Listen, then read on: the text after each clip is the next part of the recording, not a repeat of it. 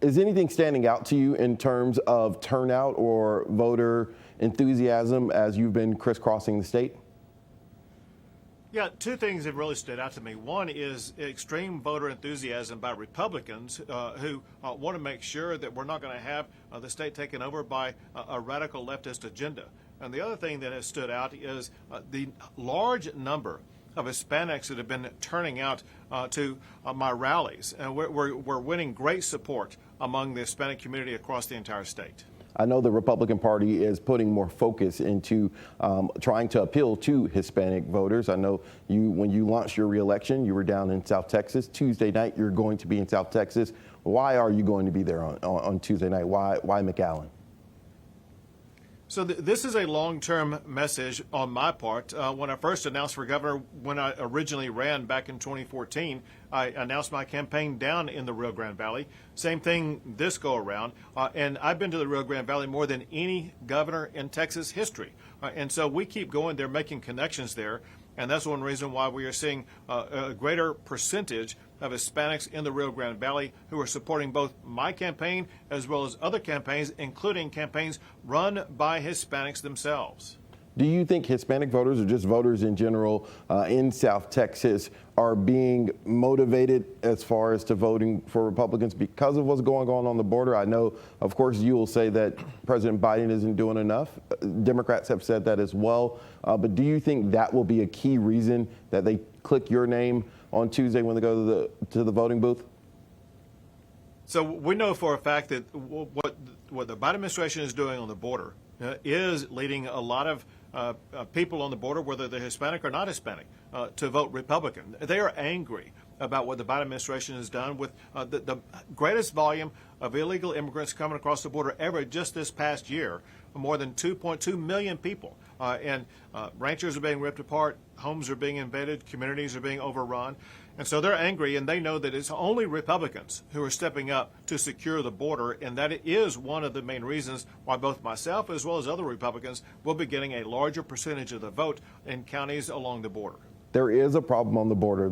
There's no secret there. Depending on, no matter who you talk to, there's a problem. There's an increase in people crossing illegally, asylum seekers.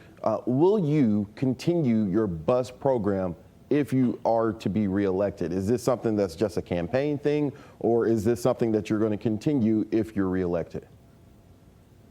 So what this really is, it was my effort to help local communities on the border who were being completely overrun by migrants that had been dropped off by Border Patrol in small little towns like Eagle Pass and Del Rio. So I was helping and relieving the need on the ground in these border towns. That said, however, I do expect there to be changes on the federal government side after this election.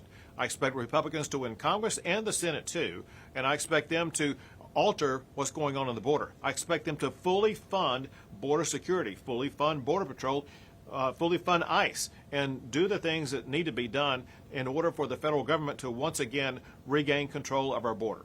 So you scaling back Operation Lone Star or your bus program, is that contingent upon if Republicans take back Congress? Yeah, so the only reason why we have Operation Lone Star and the bus program is because we now have a president who is not securing the border. If we had a president who was securing the border, or if Congress steps up and does their job under Article 1, Section 8 of the Constitution, then Texas will no longer need to play the same role that we're playing right now. What, if reelected, what will be one of your priorities or one or two of your priorities heading into this new session? So, listen, one thing that our fellow Texans and Americans are feeling right now, and that is the heavy burden of inflation caused by the Biden administration, as well as concerns about job loss. As we're talking right now, Texas ranks #1 in the nation as the fastest growing economy of any state and creating more jobs than any other state. So goal #1 is to continue Texas being the economic engine for the United States, providing everybody in your audience a pathway to prosperity. Speaking of which, another thing that I will do, and that is I've made this promise to use about half of the $27 billion surplus that we have to cut property taxes. That will lower the financial burden on people across the state. And here there's a big difference between myself and my opponent, because my opponent is the only candidate in this campaign who's actually raised property taxes. He voted to raise property taxes 3 times when he was on city council. And then the last thing we just talked about, and that is to make sure that if Congress and if the federal government does not step up and do their job to secure the border, it's going to be essential that I, as governor in the state of Texas, do all we can to secure the border. You mentioned inflation. I know inflation in the markets, it changes every day. Gas prices go up and go down. They have been going down. They've been going up. But is something like a gas tax, taking away the gas tax, is that something that's even on your mind temporarily? So listen, we'll consider all options to relieve the burden on our fellow Texans, whether it be a reduction or elimination of the gas tax, or I'll tell you something that would be better because it would be more fundamental. And that is to work with the federal government for them to increase pipelines. Listen, we got all the oil and gas in the world to be able to produce, but because of limitations by the Biden administration, they cannot pipe it away and get it refined in ways that would reduce the price of gasoline. What we need to do is get the Biden administration and Congress to step up and accelerate the permitting process for pipelines and for refineries so that we can process that gasoline at a far lower price for our customers. There's still anger months after the shooting in Uvalde. The last time I talked to you, you were here in Dallas and even said that you were, upset about the type of information that you got that ended up not being completely accurate. Months past Uvalde now, there's still anger. The accountability process is starting. I know one person reported, I think last week or 2 weeks ago, has been fired. Multiple individuals are under investigation. I know you will say that, you have done a lot of things in reaction to it as far as schools checks and adding funding to harden schools. What else has to be done? But also the first part of that question is, do you think accountability is happening fast enough following Uvalde? I mean, there's something that comes out almost every week now.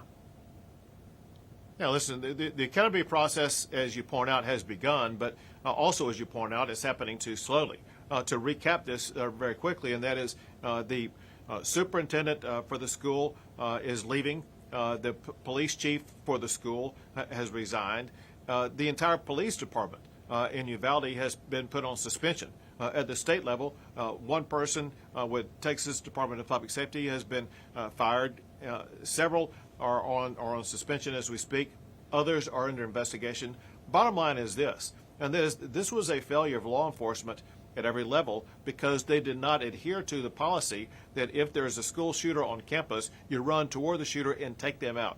And so every law enforcement agency, including federal as well as state and local, had a failure in one way or another by not taking that shooter out. And there needs to be accountability for that at all levels of law enforcement.